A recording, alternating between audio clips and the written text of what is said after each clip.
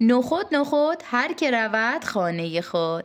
امروزم نوبت آموزش مدل نخودی 2 میله که یه بافت برجسته است. بافتش خیلی ساده است و در عین سادگی بسیار کاربردی و شیکه.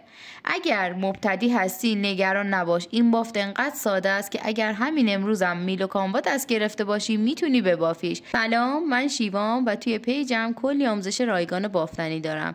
اگه میخوای آموزش ها و ترفندها و تکنیک های جدید بافتنی رو یاد بگیری، بیا تو پیجم همراه من باش. برو پست ها رو ببین و نظرتو در موردش بهم بگو. بریم با هم آموزش این مدل رو ببینیم. خب دوستان، برای شوره بافتمون باید تعداد دونه هاتون مضربی از عدد 4 باشه، یعنی تقسیم بر 4 بشه. من الان برای نمونه بافی و آموزش 30 تا دونه سر انداختم، یکی برای دونه حاشیه اول، یکی برای دانه حاشیه آخر رجم که میشه 28 تا دونه میمونه که 28 تقسیم بر 4 میشه و مضربی از عدد 4 هسته. ببینید من برای اینکه باف رو آموزش بدم چند رج رکن بافی کردم. شما هر جای بافتتون که بودید این رجی که دارم میگم و شروع میکنم میشه رج اول کارتون. پس فرق نمیکنه کش باف بافته باشه یا ساده بافی باشه، هر جا که خواستین نخودیتون رو بندازین رج اول همه دونه ها به رو بافته میشه. پس من این رج رو که رج اول ترهمه همه رو به رو میبافم. دونه اول حاشیه رو نبافته به میل میگیرم و بقیه دونه ها همه به رو بافته میشه. این یک رج رو من تا انتها میبافم و میریم اینجا رج رفته، میریم برای رج برگشت که پشت بافت هست بهتون نشونش میدم. برمیگردم و الان تو رج پشت کارمم، یعنی اینجا پشت بافتمه. توی پشت بافت به این روشی که میگم میبافید. دونه اول حاشیه نبافته به میل گرفته میشه. 3 تا دونه بعدی یعنی 3 تا دونه اولم 3 تا یکی به زیر میشه و دونه بعدی که این دونه هست باید تبدیل به 3 تا بشه. تبدیل به 3 تا کردن یک دونه به این شکله. یک بار دونم رو میبافم ولی از میل خارج نمی کنم. یه نخ میندازم روی میل یا به اصطلاح یه ژوته میندازم. دوباره دونم رو میبافم. همینو باید تکرار کنیم، یعنی 3 تا رو یکی میکنیم از زیر، یک دونمون رو تبدیل به 3 تا میکنیم. اینجا دونه کم میشه 2 تا، تو دونه بعدی 2 تا اضافه میشه. اینجا یکی رو تبدیل به 3 تا کردم، 3 تا دونه بعدیم رو 3 تا یکی از زیر انجام میدم. همین کار رو تا انتهای رج ادامه میدید. تا رو یکی میکنم، 3 تا یکی از زیر، یعنی این رج کلا زیر بافیه. 3 تا یکی از زیرم رو انجام دادم، دونه بعدی رو تبدیل به 3 تا میکنم. دوباره 3 تا یکی، 3 تام تبدیل شد به یک دونه، یک دونم تبدیل میشه به 3 تا دونه و 3 تا دونه بعدیم رو یکی میکنم. دونه بعدی یک دونم رو تبدیل به 3 تا دونه میکنم. دونه آخرم که حاشیه است بافته میشه. این رج ببینید یک دونم 3 تا دونم تبدیل به یک دونه شد، یک دونم تبدیل به 3 تا دونه شد. همین کار رو تا انتهای رج تکرار کردم.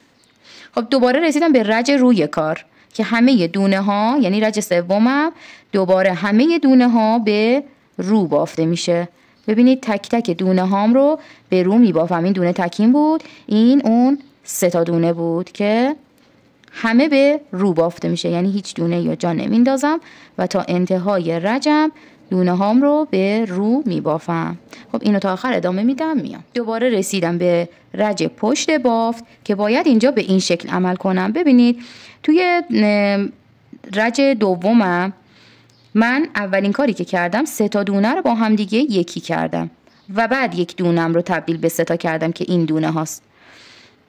پس میام اینجا اولین دونه حاشیه رو که برداشتم اینجا 3 تا یکی کرده بودم، میام دقیقاً برعکسش رو انجام میدم، یعنی این یک دونم رو تبدیل به 3 تا میکنم و 3 تا دونه بعدیم رو که این 3 تا هست با هم دیگه از زیر یکی میکنم. پس این دونه تکیم رو تبدیل به 3 تا میکنم، اون 3 تا دونه‌ای که بافته بودم رو 3 تا یکی میکنم. قشنگ مشخصه دونه های این دونه 3 تاییمه، که 3 تا یکی به زیر انجام میدم. ببینید مشخصه این همون دونه تکمه. این دونه تکم رو تبدیل به 3 تا میکنم. همین کار رو تا انتها ادامه میدم. خب دوستان ببینید من رج پشت کار رو بافتم و اومدم روی بافتم که این دونه ها داره به این شکل توی بافتم ظاهر میشه. خب دوباره انگار رسیدم دوباره به رج اولی که بهتون توضیح دادم. تو 4 رج توی کارمون نمایان میشه. من رج اولمم دوباره همه دونه ها به رو، یعنی تو رج های روی کار که روی بافتمونه همه دونه ها به روه. این بافت رو فقط نکتهش اینه خیلی سفت نبافید و خیلی زود بالا میاد. این بافت خیلی هم شیرینه. میتونید توی بافت انواع کلاه و شال گردن و لباس ازش استفاده کنید. مخصوصا برای لباس های دخترونه و زنونه فوق العاده عالی و زیبا میشه. خب من رج روی کارمو که روی بافتمه همه رو به رو میبافم. خب من اینو تا انتها به رو بافتم. برمیگردم دوباره ببینید اینجا این دونمونه که تبدیل به 3 تا شده بود. دونه اول حاشیه رو نبافته به میل میگیرم. این 3 تاییمو یکی میکنم به این شکل. دونه تکمو تبدیل به 3 تا میکنم. 3 تاییامو 3 تا یکی به زیر میکنم. دونه تکیمو تبدیل به 3 تا میکنم. پس کل بافت اینه. فقط باید چند رج ببافیم پشت سر هم و ببینید این دونه هایی که به اصطلاح حالا ما اسمشو گذاشتیم نخودی اینجا به این شکله توی این قسمته و میاد بین همدیگه قرار میگیره. با جابجا کردن اون یکی و 3 تایی به این شکل در میاد. من این بافت رو ادامه میدم و بهتون نشون میدم. خب عزیزای دلم من چند رج بافت رو ادامه دادم.